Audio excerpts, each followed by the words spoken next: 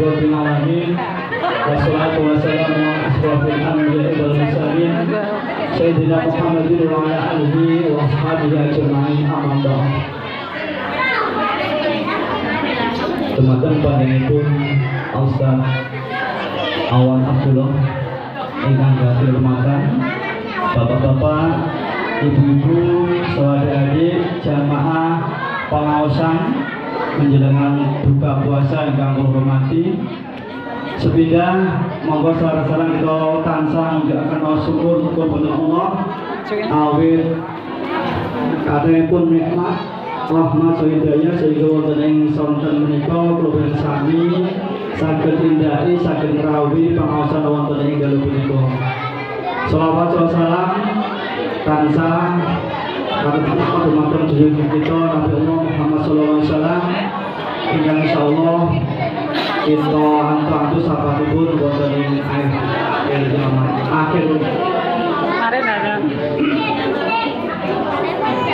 Bapak Ibu saudara jamaah pengaosan kang hormati, wekdal sampun jam gangsal. Pramila monggo pengaosan wonten ing sonten menika kita wiwiti. Sakderengipun monggo pengaosan wonten ing dalu sonten menika kita buka kanthi sarangan kanthi waos pausan basmalah. Bismillahirrahmanirrahim. Matur nuwun mugi-mugi kanthi waosan basmalah menika wau pangaosan wonten ing sonten menika lumampah kanthi lancar boten wonten halangan sedaya. Lajeng acara salajengipun menika pengaosan inti kang insyaallah badhe pun aturaken panjenenganipun Ustaz Awan Abdullah. Alhamdulillah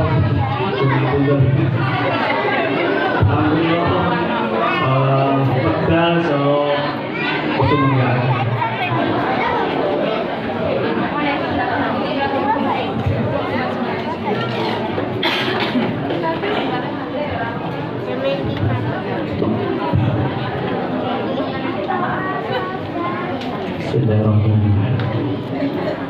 Assalamualaikum warahmatullahi wabarakatuh. Alhamdulillah wa syukurillah wa salatu wassalamu ala rasulillah wa ala alihi wa sahbihi wa mawala. La hawla wa la quwwata illa billah. Hadirin yang saya hormati segenap takmir pengurus, bapak-bapak dan ibu-ibu yang dirahmati Allah Subhanahu wa taala. Kita ini insyaallah berbukanya jam 17.52, kurang lebih sejam lagi. Tapi untuk wajahnya sudah pucat-pucat ini ngobrol, sudah mengiling. Baik Bapak Ibu yang dirahmati Allah Subhanahu wa taala, alhamdulillah atas izin Allah kita ini bisa hadir, bisa kumpul sama-sama di masjid tercinta kita ini, MBR Masjid Baitur Rahman ini. Mudah-mudahan kita termasuk orang-orang yang memakmurkan masjid Allah. Amin. Saya teringat hadis Nabi sallallahu alaihi wasallam, Rasul mengatakan, "Man ahabba liqa Allah." Barang siapa yang senang berjumpa dengan Allah, senang menyambut seruan Allah, senang memakmurkan rumah Allah, artinya orangnya senang ke masjid, dia senang dipanggil Allah ke masjid itu dia senang. Maka kata Allah, ahaballahu liqa'ahu, maka Allah juga akan suka, cinta, senang berjumpa dengan dia. Kapan? Nanti ketika dia sakaratul maut dan ketika nanti di yaumil akhir nanti Allah akan senang. Nanti malaikat yang diutus pun dalam keadaan sebagus-bagus, keadaan sebaik-baik rupa. Orang yang senang dengan panggilan Allah, senang dengan perjumpaan dengan Allah Subhanahu wa taala. Sebaliknya kata Allah, man karihallah liqa'ahu, siapa yang dia itu gak suka, karih itu dengan benci. Karihallah liqa'ahu, Allah pun gak suka, maka Allah karihallah liqa'ahu, Allah pun gak suka. Allah pun gak suka jumpa dengan dia. Makanya pas wafatnya, pas dia meninggalnya, mungkin dalam keadaan mengerikan, dalam keadaan susah, dalam keadaan payah, karena Allah pun tak suka berjumpa dengan dia, sebagaimana dia pun tidak suka berjumpa dengan Allah Subhanahu wa taala. Maka Demikian mudah-mudahan niat setiap kali ke masjid ada panggilan azan kita senang datang, tanda kita cinta kepada Allah, senang berjumpa dengan Allah, tidak bosan dengan panggilan sholat, maka nanti pun Allah tidak akan bosan menyambut kita ketika wafat kita. Amin Allahumma amin. Baik, ini saya diminta isi tema Allah. Tentang semangat lebaran atau semangat apa? Semangat. Baik Bapak Ibu dirahmati Allah Subhanahu wa taala, kita ini sekarang sudah di 10 hari terakhir Ramadan, betul? Ya. Di 10 hari terakhir ini rata-rata banyak orang-orang yang justru malah ibadah puasanya ngelupur.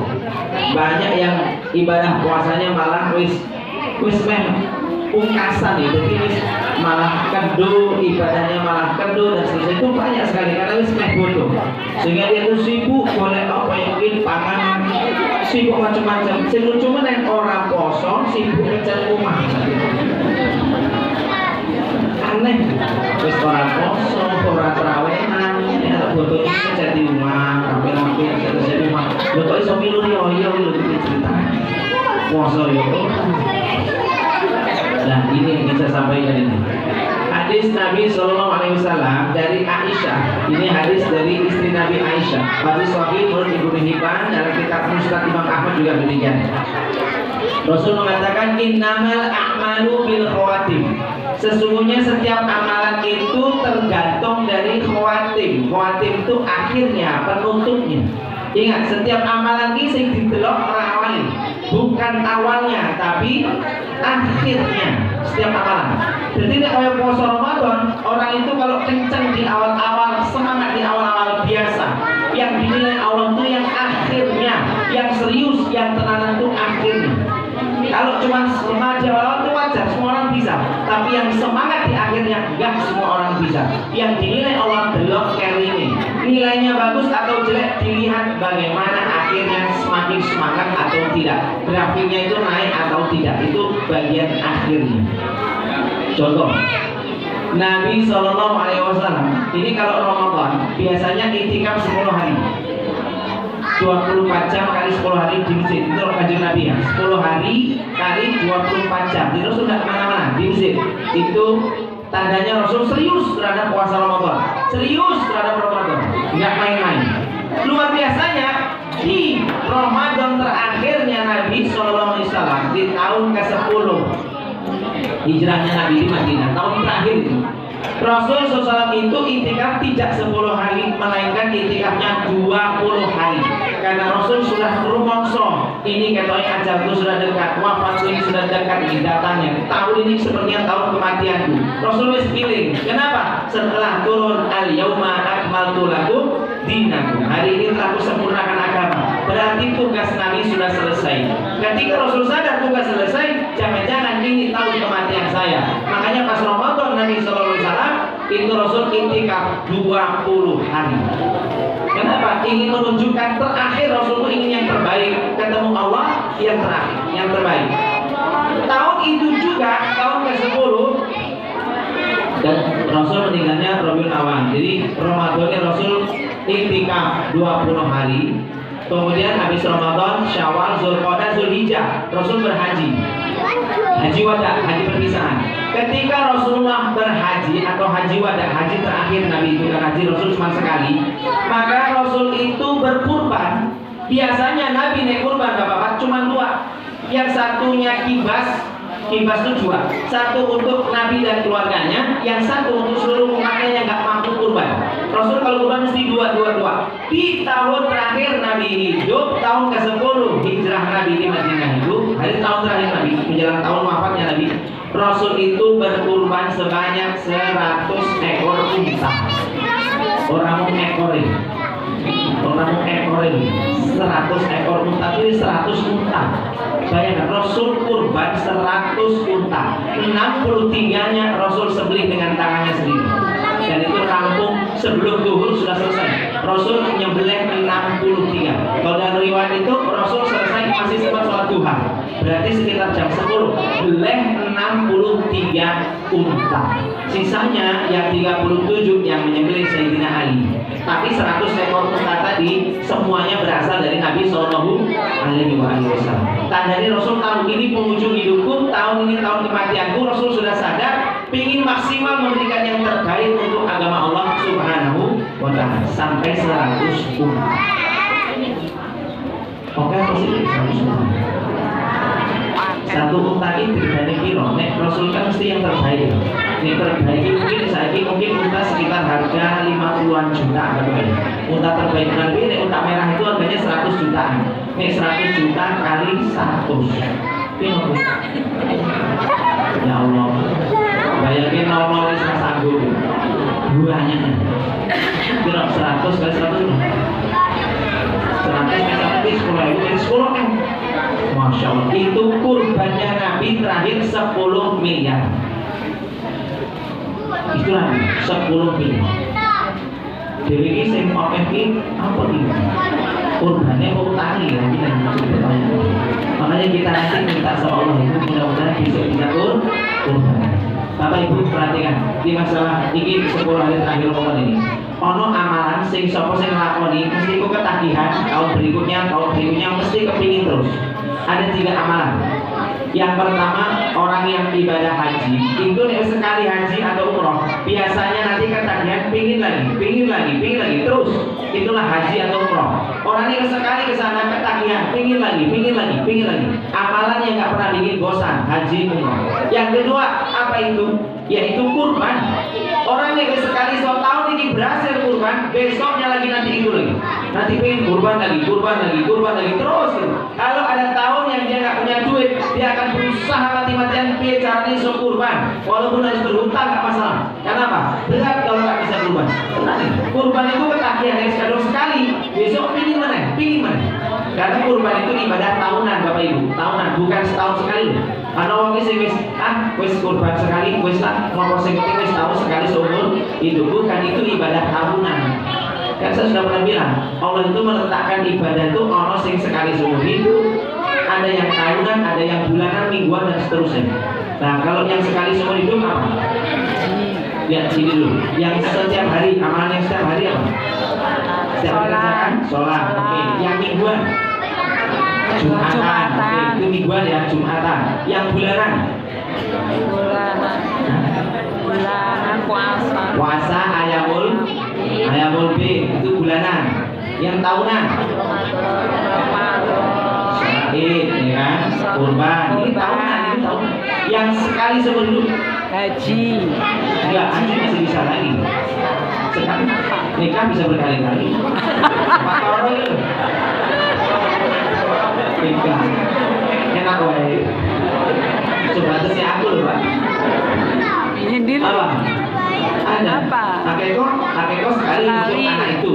Tapi orang tuanya bisa berkali-kali tergantung anaknya berapa. Anaknya papa ternyata 4 kali. Yang sekali itu apa seumur hidup? Sunat. Lebar pinggiro. Bapak-bapak harus pinggiro Pak. Itu langsung Sekali Pak, wis cukup. Harus pinggiro. Tapi sekali saja. Itu namanya ibadah sekali seumur hidup. Ono wong salat tinggi do, ono jaitane ucul. Ya. Nah, termasuk kurban itu pasti bikin ketagihan, pasti pingin lagi terus. Kemudian satu lagi ada ibadah yang bikin kita ketagihan, yaitu apa? Iktikaf 10 hari terakhir Ramadan. Itu tenang asli, bikin ketagihan. Tapi iktikafnya itu sing 24 jam, bukan sing ngapunten nek dalu tok teng masjid itu. Sanes sing ngoten niku. Tapi iktikaf yang 24 jam kali 10 hari. Nah itu anak saya kan nggak ada nih, karena iktikaf 10 harinya di masjid di Kulit Albaq di UI di sana. Misalnya keluar karena mau hajat harus ngurusi zakat, ngurusi segala macam. Saya masih keluar. Niatnya juga untuk uzur syar'i itu dulu. Kalau udah entik balik lagi. Habis ini rencananya balik lagi ke masjid.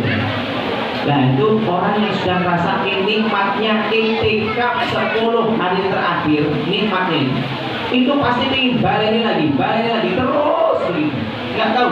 Ada candunya itikaf ini. Bapak Ibu cobalah nanti itikaf 10 hari terakhir itu. Kalau bisa 24 jam. Kalau nggak bisa Pak Ustaz, kalau nggak bisa ya nggak apa-apa. Itikaf itu tujuannya boleh Al-Qadar, dan Al-Qadar itu turunnya nggak mesti ke Mesir, bisa di pasar, bisa di mana-mana. Turunnya itu bisa di mana-mana. Rasul itu itikaf tujuannya apa? Supaya nggak sibuk dengan urusan dunia, supaya bisa banyak ibadah. Imam Syafi'i kalau sudah 10 hari terakhir dia tidak terima tamu. Ada jamaah konsultasi tidak diterima. 10 hari terakhir Imam Syafi'i fokus hanya untuk dirinya dengan Allah. Selepas ini saya milik kalian, kata Imam Syafi'i. Saya milik umat, tapi 10 hari terakhir saya miliknya Allah. Ini urusan saya dengan Allah. Itu Imam Syafi'i. Jadi 10 hari terakhir tidak terima. Jadi ini volume ini seperti ini. Nah, kok agak kecil. Cek. Orang itu agak cepat ya. Baik. Nah ini penting kenapa? Karena Allah itu pentingnya apa ini Al-Qadar ini kenapa? Takdir.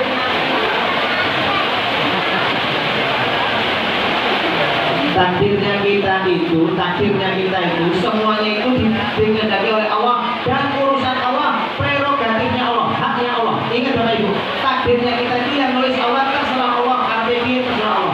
Tapi ingat, saking pemurahnya Allah, ada satu hari, ada satu malam kita dibolehkan nulis takdir kita, yaitu apa? Di malam Al-Qadar, atau kita sebutnya Lailatul Qadar. Di malam itu tanazzalul malaikat, Allah turunkan malaikat. Kenapa? Dia mencatat kulli amal. Setiap urusanmu yang jadi doa-doamu akan jadi takdir ke depan.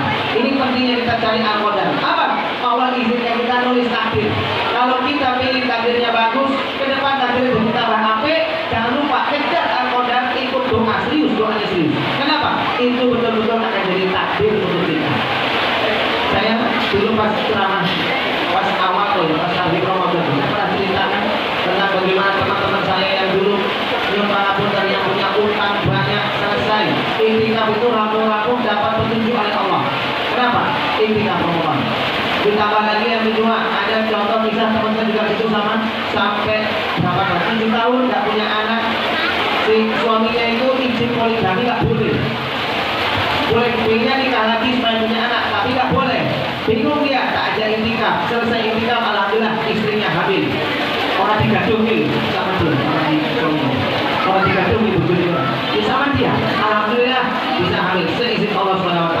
Belum lagi yang jodoh-jodoh sih, belum dapat jodoh. Dia tulis malam itu dia tulis minta jodoh, alhamdulillah seizin Allah dapat jodoh. Banyak tuh orang-orang itu yang nasibnya itu bisa berubah. Lewat apa? 10 hari terakhir. Makanya harusnya kita ini sistemnya kerja keras di kota mati sebelum 10 hari terakhir itu kerja keras.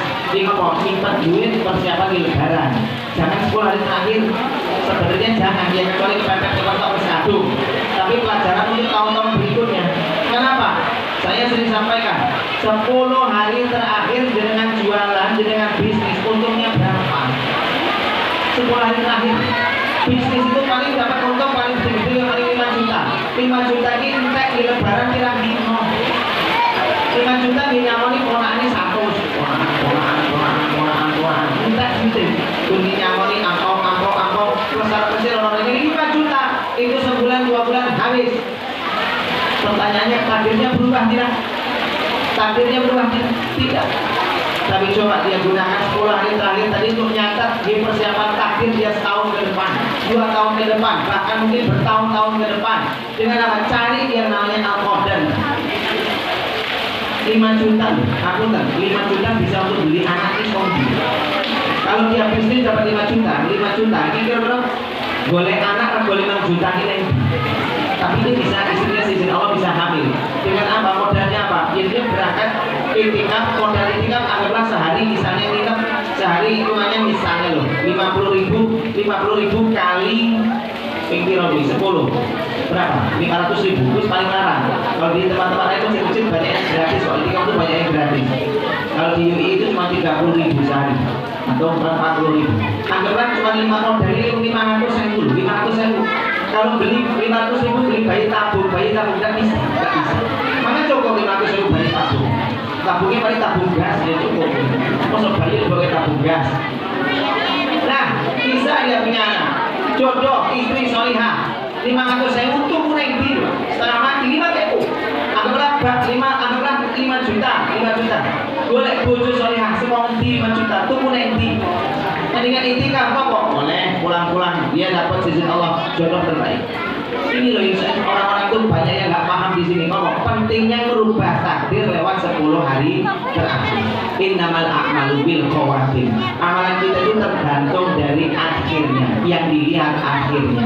Termasuk apa? Kematian kita Bapak Ibu yang dilihat awal itu nanti akhirnya. Husnul khotimah atau su'ul khotimah. Orang yang matinya su'ul khotimah, matinya jelek, itu jawaban berarti selama ini amalan dia ditolak. Selama ini amalnya tidak diterima oleh Allah. Tapi yang matinya husnul khotimah, kata para ulama, itu jawaban berarti sedekahnya diterima, hajinya diterima, umrohnya diterima, tahajudnya, duhanya, semuanya diterima Allah. Ini matinya husnul khotimah. Tapi kalau matinya husnul khotimah, ini jawaban duha dia nggak mengantarkan dia pada kebaikan, tahajudnya, sholatnya, sedekahnya tidak mengantarkan pada kebaikan. Maka penting boleh kematian kita itu jawaban dari kita. Sehingga para ulama, ini ngefans, mengidolakan ustaz, jangan yang masih hidup. Kalau mengidolakan ustaz itu atau ulama, idolakan yang sudah mati dan kau cek matinya baik atau buruk. Ada seorang ulama penulis hebat, kitabnya banyak dipakai di pondok pesantren, matinya keluar dari Islam. Padahal kitabnya banyak dipakai di pondok pesantren, matinya keluar dari Islam, murtad. Jangan mengidolakan dia, walau tulisannya bagus. Kenapa? Karena apa? Berarti amalan dia ditolak. Ini orang bermasalah. Kalau mengidolakan orang itu yang belum kita ini mati. Maka mohon maaf, Bapak Ibu jangan mengidolakan saya. Tunggu saya mati dulu. Nah, kalau saya mati ini khusus silahkan. Sama kayak saya dulu. Saya nggak suka sama Ustaz Jebri Al-Bukhari. Ustaz Jebri dulu saya nggak suka sama dia. Setelah matinya sampai sekarang saya mencintai Ustaz Jebri. Saya cinta sama dia. Istrinya juga, anaknya juga. Cinta kita kan sesama muslim. Loh itu itu dulu saya nggak suka sama beliau karena ngartis ustaz tapi ngartis bisa belajar sama beliau dulu pas di Jakarta ngobrol yang ngajar saya salah satunya dulu tahun 2005. Nah itu saya nggak suka karena apa? Dia itu ustaz saya kodok ngartis lah dulu ngartis saya ustaz saya nggak senang saya ustaz saya itu nggak senang. Nah ternyata pagi balik itu ketika beliau wafatnya Masya Allah, satu di hari Jumat, yang kedua saya nyolati saat istiqlal penuh sampai lantai atas itu penuh istiqlal itu. Yang ketiga yang iringi jenazahnya Uji sampai ke pemakaman itu sampai jalan itu penuh kayak aksi 212 kayak pas demonstrasi banyak sekali penuh itu Uji. Setelah yang dikuburkan, yang berikutnya apa? Semua media sosial, media TV segala macam sibuk bahas Uji. Semuanya cerita kenangan tentang Uji. Semuanya cerita tentang amal solehnya Uji. Disitulah saya jatuh cinta dengan Uji. Kenapa? Tahu cerita-ceritanya. Oh ya Allah, ternyata Uji ini amalannya luar biasa. Yang disembunyikan, yang dirahasiakan. Ini contoh kita idolakan itu yang begini. Kenapa? Orang yang punya banyak rahasia-rahasia amal terbongkarnya setelah mati. Banyak kayak Uji ini yang perapatan ketemu orang dodolan kemoceng, dodolan koran sama Uji selalu dibeli. Sampai diprotes sama tim manajemen dia, Uji, kenapa beli koran lagi Uji? Kenapa beli kemoceng? Kemoceng di sulap. Kenapa beli Uji? Kan di rumah sudah punya. Kata Uji, saya nggak butuh sulap, saya nggak butuh koran, tapi keluarga dia di rumah lah yang butuh uang ini. Pak Uji itu sama pikirnya gitu, saya nggak butuh ini, tapi keluarganya di rumah dia yang butuh uang dari pekerjaan ayahnya jualan. Anaknya sudah nunggu kelaparan, istrinya sudah nunggu. Uji itu beli bukan untuk dia, untuk keluarganya. Itu punya amalan, salah satunya itu salah satu amalan Uji. Dan masih banyak amalan-amalan yang lain yang dirahasiakan, diceritakan di infotainment, di berita-berita ini. Makanya meninggalnya luar biasa, bagus Uji itu. Cuman kan dia pas kecelakaan saja. Kecelakaan itu kan cuma masalah penjemputan nyawa saja, kita nggak tahu. Tapi kan meninggalnya jelas dari Jumat. Apik, pulangnya usul Fatimah. Mati kecelakaan kan jelek kalau Ustaz Pramu awalin. Apa bedanya dengan mati jihad fisabilillah? Orang yang berjuang perang juga terbunuh dimutilasi seperti Paman Hamzah, dimutilasi, dipotong-potong, dibedah perutnya, dimakan jantungnya, itu juga Paman Hamzah. Rusaknya badan bukan tandanya su'ul khotimah, tapi keadaan saat matinya sedang apa, nah itu yang dihitung. Makanya Nabi mengatakan mayuridillahu bi khairan, kalau Allah menghendaki kebaikan terhadap seorang hamba, maksudnya Allah menghendaki surga bagi dia, istakmalu, Allah akan jadikan akhir hayat dia istakmalu, banyak amal soleh, amal soleh, amal soleh, ditutup amal soleh sebagai penghujung kematiannya. Itu apa itu istakmalu.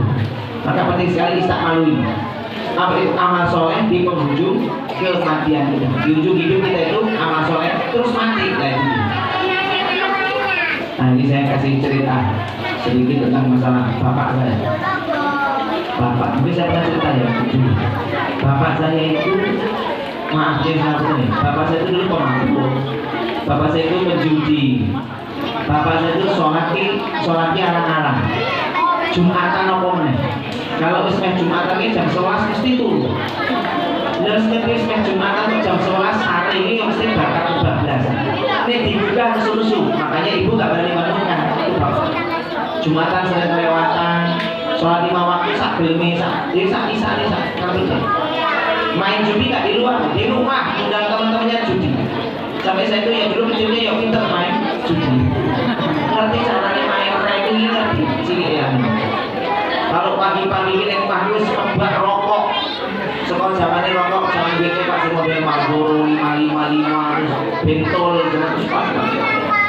Wah itu saya tuh sampai koleksi bungkus rokok, saking tiap hari itu delok bungkus rokok macam-macam. Itu bapaknya. Wes ngomong ngapunten, ini bukan maksud cerita aib, tapi ini pelajaran hikmah. Bapak itu walaupun begitu, bapak itu dulu orangnya itu kasar. Wes ngono kuwi kasar, karo anak-anak ini kasar. Ringan tangan. Sidik-sidik nek kesuk ngapleng komplang ngapleng. Ini wajah saya ini bolak balik kapleng nanti ganteng ini komplang kapleng. Lebih loh Pak. Di komplang kapleng di permak terus gitu permak. Udah Mas Adi barang ya podo kembaran segitu juga sampai nulis bultino di kapleng ditendang itu biasa. Sampai kami ini anak-anak dulu cita-citanya apa ya Allah, besok yang gede, nih sukses, ibu kita selamatkan, bapak kita tinggalkan. Jadi pokoknya nyelamatin ibu, bapak enggak belum. Terus saking kami ini anak-anak benci sama bapak, enggak suka. Tapi lihat, Allah tuh ngasih pelajaran, ke kami ini ngasih pelajaran. Termasuk kayak cintanya ujian. Allah tuh ngasih pelajaran. Apa pelajarannya? Itu kan persangkaanmu. Kamu yang benci sama bapakmu sendiri itu kan kamu. Kamu tidak tahu kalau aku tuh mencintai bapakmu. Kata Allah kan begitu. Aku mencintai dia, kamu kok benci sama dia? Bagaimana ceritanya kok bapak bisa matinya baik? Bapak itu ceritanya ini meninggalnya itu pas menjelang wafat 3 bulan Pak. 3 bulan menjelang kematiannya bapak ini mandek orang nonton TV mana? Tadinya bapak tuh senang nonton TV ini, paling senang nonton sinetron yang paling disenangi ini tersanjung 1, tersanjung 2. Kalian oh tuwek juga Waduh tua ini. Itu bapak nonton tersanjung 1, tersanjung 2 sampai tersanjung 5. Pokoknya itu apa? Besok nonton ini dari kita aneh karya safari. Terus apa lah? Usah lagi. 3 bulan sebelum wafat itu bapak terus gak senang lagi nonton TV, gak senang sinetron, banyak zikirnya. Tiba-tiba izin Allah bapak itu kok jadi senang ke masjid. Saya sudah di Jogja, semuanya sudah gede. Bapak sama ibu di sana di kampung. Dan bapak itu tiba-tiba senang ke masjid, sholat 5 waktu ke masjid. Bahkan Jumatan bapak datang ke masjid. Qadarulahnya hari itu ternyata bapak jadi khotib Jumat. Coba lihat. Kok bisa? Yo, karena khotibnya rata kok. Khotibnya orang teko, bapak akhirnya merkosing aku baju koko ketok sholat. Akhirnya ketok sholat jadi khotib. Sebetulnya aku baju biasa baik karena ketok sholat. Aku baju koko, dikiranya wong sholat. Akhirnya ya bapak disuruh jadi khotib. Untungnya dilibatkan ada itu buku khutbah Jumat. Jadi saya tinggal taruh wajobin rampung selesai juga. Yang luar biasanya setelah itu Lebaran, itu Ramadan bapak puasa, alhamdulillah karena sakit parah 3 hari, bapak gak puasa 3 hari karena sakit demam parah. Selebihnya bapak puasa full. Dulu sebelumnya bapak, ya Allah nek Ramadan bapak saya tuh nggak pernah sih dari puasa Ramadan ini siaran. Kok sakit ini langsung batal, sakit batal. Sampai saya tuh heran, perasaan sehat kemana-mana kok bapak orang poso tata ini pak, orang poso pak. Bapak sakit ya Wan. Sakit apa? Bapak korengan ini. Ya Allah korengan ini nggak poso dikit tuh pak. Jadi mau sakit oleh orang poso. Ya Allah, apa sini raposo, sini raposo. Ini pak. Sampai saya tuh ya Allah gimana kok yang ini tenang gitu pak. Ya akhirnya bapak itu masuk Ramadan selesai, Idul Fitri, rampung Idul Fitri itu bapak, nah ini Lebaran itu kunjungi semua teman-temannya, saudara-saudaranya, semua didatangi. Jalur maaf, semuanya dia minta maaf kemana-mana. Siapa-siapa minta maaf. Selesai dia minta maaf, pulang dari Lebaran itulah bapak itu kecelakaan. Di kendaraan diserempet pickup itu, terus bapak jatuh dari motor itu karena diserempet jatuh, gegar otak, dibawa ke rumah sakit meninggal.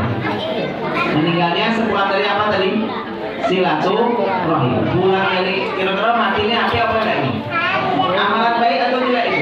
Baik, silaturahim. Silaturahim itu satu-satunya amalan yang di situ ada Asmaul Husna. Coba amalan yang lain apakah Asmaul Husna? Tidak. Sholat itu bukan Asmaul Husna. Zakat bukan Asmaul Husna. Haji bukan Asmaul Husna. Umroh juga bukan. Tapi silaturahim di situ ada Asmaul Husna. Apa? Ar-Rahim.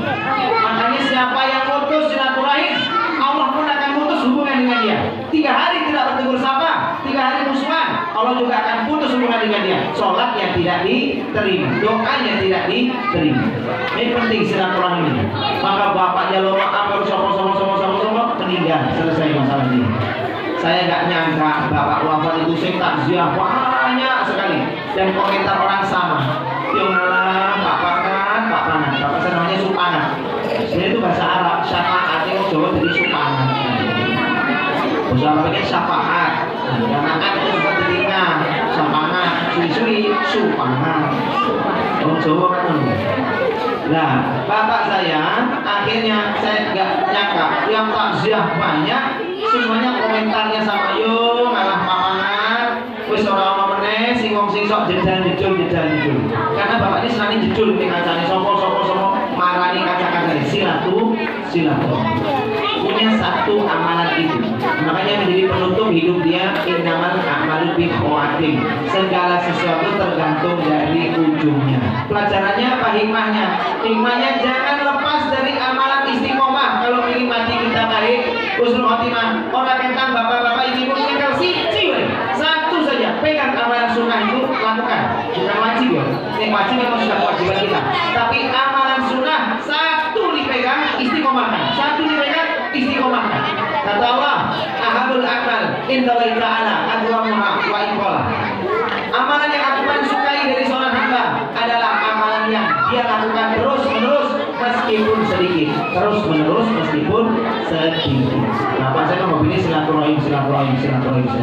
Itu dia Pak. Itu amalnya agak susah saya pilih. Malah sudah ini sobo bulat silaturahim. Akhirnya wafatnya seizin Allah mulia. Nah, kan kita nggak boleh memvonis orang lain ini, orang ini mesti orang elek terus elek seterusnya nggak boleh. Orang ini jelek seterusnya tidak boleh. Kenapa? Bisa jadi siapa tahu ujung hidupnya dia husnul khotimah. Wafatnya siapa tahu dia baik. Maka itu resep kalau kita pengen husnul khotimah. Yang satu, pegang amalan sunnah orang kita siji di istiqomah ini. Bapak Ibu punya amalan Allah misalnya Tuhan, pegang Tuhannya, jangan sampai ditinggal. Yang punya tahajud, pegang tahajudnya, jangan ditinggal. Orang katanya siji, yang misalnya puasa sunnah ayamul bait, pegang ayamul bait, jangan dilepas. Satu itu terus lakukan, jangan dilepas. Nah, itu harus punya satu amalan sunnah. Itu satu pegang amalan sunnah. Kalau ingin husnul khotimah. Yang kedua, amal sunnah. Salah satunya yang kedua. Orang yang senang sedekah itu biasanya mesti wafatnya gampang, baik, husnul khotimah. Jangan perhatikan siapa saja yang senang sedekah, matinya siapa? Pasti nggak mungkin. Amalan sedekah, senang sedekah. Saat piro-piro dia senang sedekah, terkenal dermawan. Dulu saya pernah ceritakan, contohnya kayak Syekh Ali Jabir meninggal dunia langsung Sing podcast cerita tentang Syekh Ali Jabir banyak, sing cerita membicarakan Syekh Ali Jabir banyak, luar biasa.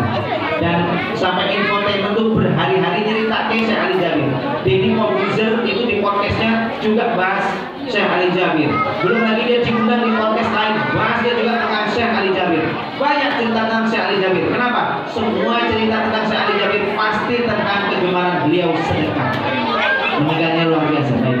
Terus yang kedua, contohnya Coach Stephen, ini contohnya Coach Stephen, dia ini Stephen Indrawibowo, dia ini pencetusnya Mu'alaf Center Indonesia, pendiri Mu'alaf Center Indonesia, komunitas.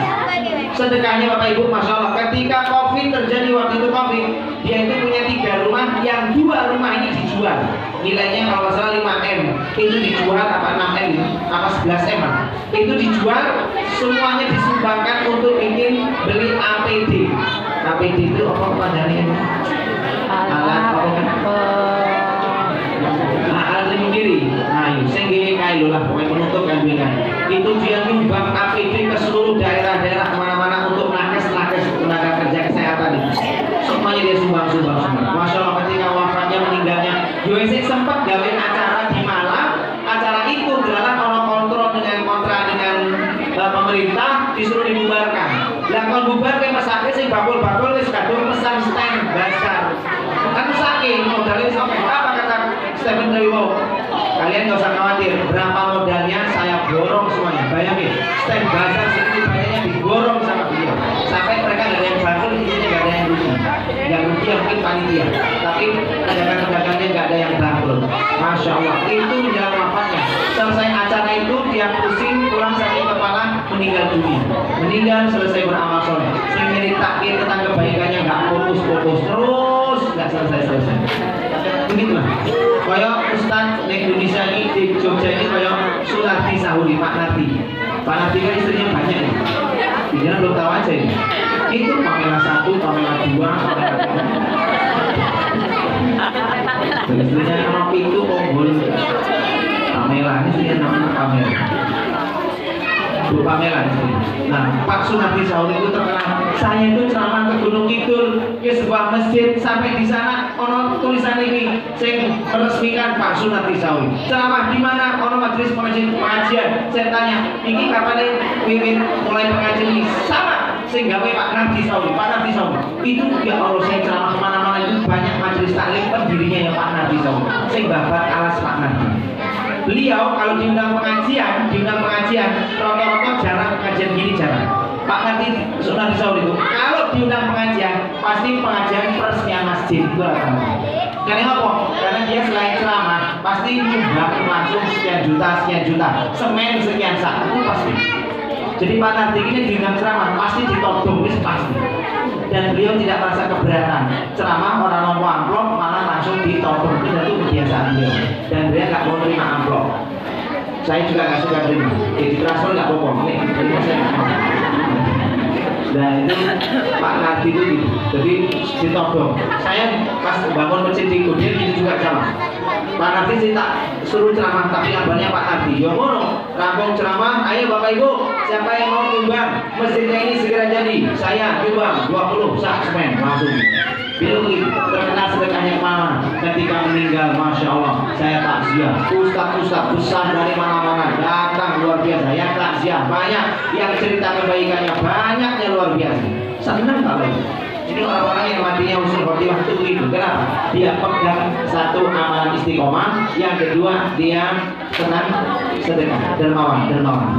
Ini salah satu kunci kalau ingin wafat usul. Yang ketiga apa itu? Kalau ingin usul khotimah, jaga bersihnya hati, resik ke hati kita. Jaga kebersihan hati. Maksudnya Pin, jangan sampai kita ini hidup, apalagi kita di kampung ini, pasan ini, ojo nganti orang apa ya, bersulong, jengkel sama tetangga kita seperti apa. Ingat loh, orang misalnya loh, duit tetangga saat nyebahi tetangga, perhatikan, dia itu belum tentu matinya jelek, itu belum tentu. Kita yang rajin ke masjid juga belum tentu matinya bisa api. Karena kita nggak bisa jamin mati kita baik, alasan apa kita memvonis orang lain? Jangan. masih ada harapan dia tobat, di ujung hidupnya matinya husnul khotimah. Makanya jangan sekali-sekali kita itu nek ana wong iki sak jelek-jeleknya sikap dia, sejelek-jeleknya perbuatan dia, jangan pernah sepele. Orang siapapun dia. Wong coba bayangin, pelacur kan bolak-balik open BO pelacur. Iya kan? Terus kalau ujung-ujung hidupnya itu kok delalah kok ngelang pingin ngombe banyu, delalah kok ono segawan melacur juga. Sama dia diambilkan air, dikasihkan minum, ngasih minum ke anjing. Maka si pelacur ini mati, masuk surga gara-gara apa namanya? Kan kita nggak pada dia pelacur, sholat aja bubuan, sholat orang, dia pelacur. Kok bisa? Itulah yang kita nggak tahu. Mungkin di balik itu dia punya rasa kasih sayang apa? Di balik itu punya sesuatu. Intinya dia berhasil matinya mati baik. Maka kata Nabi, ada seseorang rajulun ya'malu jannah, orang itu pemuda melakukan amalan, amalannya ahli surga. Surga tinggal sejengkal lagi, surga tinggal selangkah lagi, masuk surga. Ketetapan Allah mendahului. Ngapa? Delala kok wis di ujung hidupnya gawe dosa, gawe maksiat, mati pas maksiat jadilah dia ahli neraka. Padahal selama ini amalannya amalan surga. Sebaliknya kata Nabi, ada orang yang melakukan amalan neraka. Neraka itu tinggal arahan sak langkah menaiki lebih neraka ini. Saking amalannya itu neraka semua. Ketetapan Allah mendahului, dia beramal soleh di penghujung hidupnya, kok melakukan amal soleh mati. Jadilah dia ahli surga. Seperti kayak contoh pelacur. Maka kita yang beramal soleh terus ini jangan pernah menyepelekan orang yang belum amal soleh. Sehingga mungkin pemain cerdak nih orang yang masjid, jangan sepelekan. Siapa tahu dia punya amalan apa. Dan ujung hidupnya kita kan nggak tahu. Besok tapi amal soleh di ujung kita tidak tahu. Maka jangan pernah kita menyepelekan siapapun orang-orang yang ketok ini wong ini mungkin belum soleh, nggak taat, beler, gelidik. Percayalah, saat nakal-nakalnya bocah ya tatap dengan tatapan rahmat. Rasulullah itu ingin semua umatnya itu masuk surga. Semua pasti kepingin. Rasul itu kepingin. Jangan pernah kita langsung memvonis orang lain ahli neraka. Tidak boleh, jangan. Jadi penting menjaga kebersihan hati. Ini yang kayak saya pernah sampaikan dulu kan, saya bisa imam di masjid Banjarnegara kan gitu, sih nggak nulis kalau nggak sama main mustaqim, kelingan nggak kisahnya? Kelingan nggak? Lupa. Tuh gitu. Jadi soal cerita, ini kok soalnya lupa lain kali. Soalnya ini mengajari wajah saya foto, tapi ini mengajari wajah-wajahnya nih. Nah ini kisahnya apa? Neng Banjarnegara itu ono nggak boleh kalau nggak mustaqim. Sampai satu kasih pak. Masuk surga.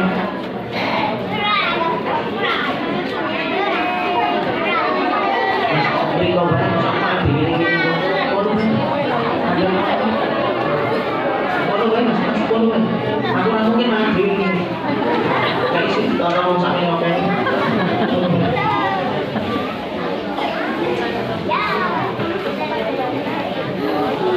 Mbah Muklis, Mbah Mustaqim niku adalah imam besar Masjid Agung Banjarnegara. Banjarnegara Jawa Tengah.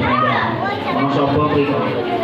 Lah, imam tetap di situ kan itu di Kauman, Masjid Agung kan Kauman. Situ mayoritas Muhammadiyah. Nah, di situ ada namanya Mbah Mustaqim, itu Muhammadiyah, Muhammadiyah. Dia imamnya di situ, imam rawatibnya dia yang isi ceramah-ceramah beliau. Lah, beliau ini qadarullah sudah tua, sakit-sakitan, nggak bisa ke masjid. Karena nggak bisa ke masjid, digantikanlah imamnya itu yang gantikan. Si ngokok masjid itu namanya Mbah Muklis. Mbah Muklis ini NU Tulen. Mereka ini saudara sepupu. Mbah Mustaqim karo Muklis. Mbah Muklis ini sepupunan. Lah Mbah Mustaqim Muhammadiyah, sing Mbah Muklis NU Tulen. Dia gantikan imam itu. Lihat kisahnya. Mbah Mustaqim ini suatu hari habis sholat tahajud sama istrinya, terus langsung sholat subuh di kamar, sholat subuh jamaah sama istrinya karena nggak kuat ke masjid. Rampung sholat jamaah itu, sholat subuh rampung, bilang sama istrinya, Bu, kata Mbah Mustaqim, Bu, aku tak berikan seyo. Oh iya Pak, tak gawe unjukan. Maka istrinya, siapa nama istrinya? Bu Mustaqim. Nah, iya Mustaqim. Terus Bung Salim ini mebet gawe wedang unjukan kali digawe ya diantar ke unjukan terus bilang gini, Pak wedang wis dadi Pak, wis dadi Pak. Ternyata dibangunnya nggak bangun, ternyata beliau wafat meninggal dunia. Masya Allah, wafatnya api orang ini bertahajud, bersolat subuh, betul? Kondisinya menutup aurat, berwudu, suci, berwudu masih suci, wudu, terus meninggal itu nggak ngerepoti sok-sok, meninggal itu nggak ngerepoti, kalem, anteng tidur, meninggal. Tapi nggak cuma itu. Setelah beliau wafat 7 hari kemudian, selama 7 hari ke depan, 7 hari ke depan. Jadi hari ke-1, 2, 3 sampai hari ke-7 selama seminggu rumahnya itu mengeluarkan aroma bau yang sangat wangi sampai ke jalan-jalan sampai orang-orang tuh bingung wangi dari mana ini. Karena orang rumah situ parfumnya nggak kayak gitu, wanginya beda. 7 hari. Saya menduga, ini saya menduga itu 7 hari ke depan itu kok wangi-wanginya apa? Itu wanginya malaikat tahlilan karena malaikatnya NU. Mungkin malaikatnya NU terus tahlilan kita bingung. Jadi wangi malaikatnya NU. Terus ini luar biasa, meninggalnya enak luar biasa dan harum 7 hari. Kan Mbah Muklis yang gantikan sebulan persis setelah wafatnya Mbah Mustaqim, sebulan persis Mbah Muklis ini kan ceramah khutbah Jumat. Mbah Muklis selesai khutbah turun dari mimbar, berdiri di sini di tempat pengimaman. Pas berdiri mau takbir itu tiba-tiba tersungkur sujud meninggal dunia. Meninggal di hari apa? Jumat. API bebas siksa kubur. 2. Meninggal istakmaluhu berkhutbah. 3. Auratnya tertutup. 4. Suci dalam kondisi dia berwudu. Yang kelima, dia meninggal di posisi yang terbaik, posisinya di tempat persolatan, di tempat yang paling mulia. Luar biasa. Ini gawe aku iri. Kok iso 2 imam ini meninggalnya apik kabeh? Saya tahu karena saya dulu nikahi cucu nih. Karena saya kan punya biro jodoh. Nah, salah satu member jodoh saya itu kan orang Banjarnegara, ternyata cucu Limbang. Saya datang ke sana waktu itu ingin coba. Nah, seizin Allah nih, apa yang terjadi? Saya tanya sama cucunya, Mas, amalan si Mbah ini apa? Kok iso meninggalnya apik? Mbah Mustaqim, Mbah Muklis barang kok apik? Apa amalannya? Aku penasaran, aku ingin niru. Apa ternyata amalannya? Dia cerita, Mbah Mustaqim niki saat jeke urip mboten nate duka. Ora pernah saya langsung tatapan, ya Allah, ini sok marah-marah, sok nesu-nesu buat ini aneh. Iya dong. Jadi kan marahnya api kan. Jangan ngerti lagi ke kapan, ke komoditi. Terus ngerti lagi kok bisa jadi satu kan. Bisa betul. Langsung sih, berulang. Saya bilang 7 menit lagi. Kau saya tak aku sini ya, tak aku ini. Tak aku ini. Aku ini. Ini kisah terakhir.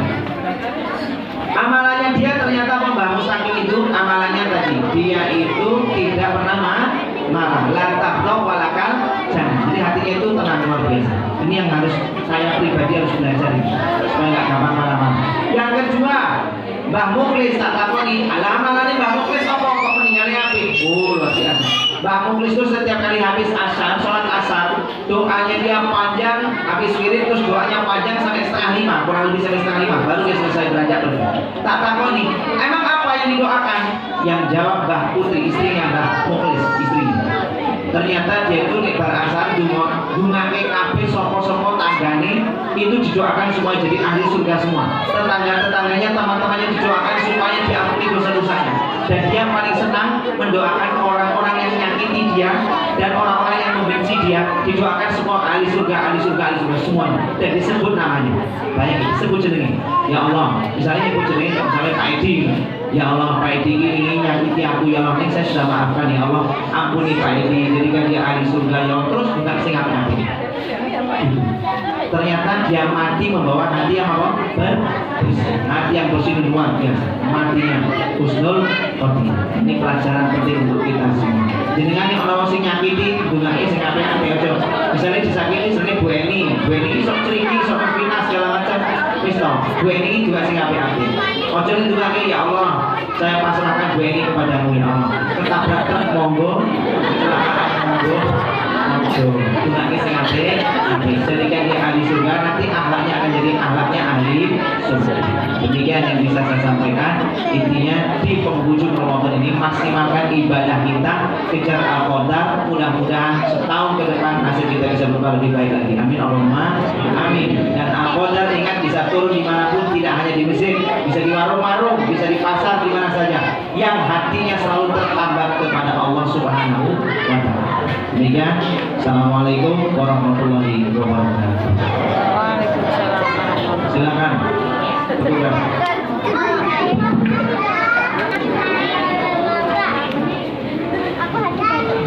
Kabar Komandan Mostar Alhamdulillah sampun mugi-mugi memberikan aturan mau saged kita berkumpul dan saged kita usahakan saged ngamalaken wonten pisahan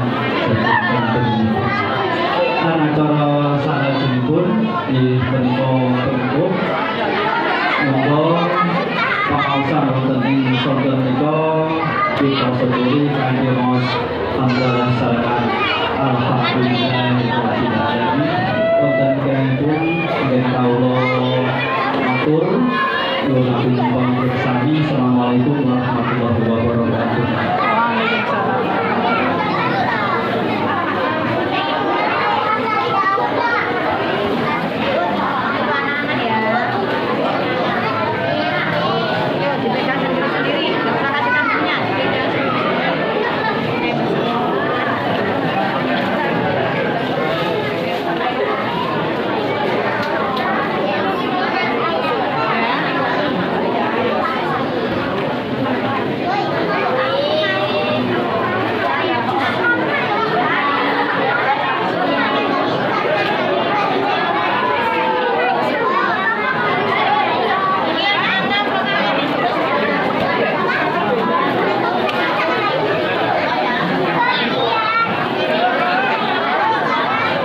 Pengumuman untuk infak wonten ing sonten menika pikantuk santen rupiah. Alhamdulillah iki dados amalan saudara saudara